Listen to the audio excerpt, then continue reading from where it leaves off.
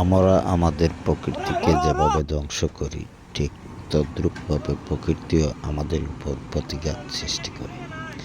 এই ভিডিওর মাধ্যমে তুলে ধরা হচ্ছে যে পাহাড় টিলা অপরিকল্পিতভাবে কাটার দৃশ্য। যেসব পাহাড় ও টিলা সৃষ্টির পরবর্তীতে এগুলোকে পৃথিবীর স্ক্রু হিসাবে উল্লেখ করা হয়েছিল। সেই স্ক্রুগুলোকে আমরা আমাদের অপতৎপরতা, অর্থনৈতিক সচ্ছলতার জন্য সেগুলোকে অপরিকল্পিতভাবে ধ্বংস করছে, যার ফলে দেখুন পাহাড় ধ্বংসের বিভিন্ন কার্যক্রম। আর সেসব বিপজ্জনক কার্যক্রমগুলোর মধ্যে হচ্ছে এই পাহাড় কর্তন প্রক্রিয়া।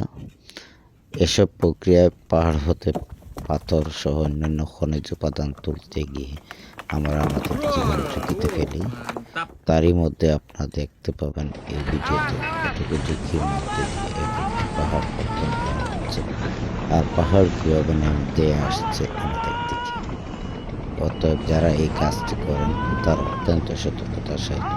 ধন্যবাদ। ভিডিওটি ভালো লাগলে শেয়ার করবেন।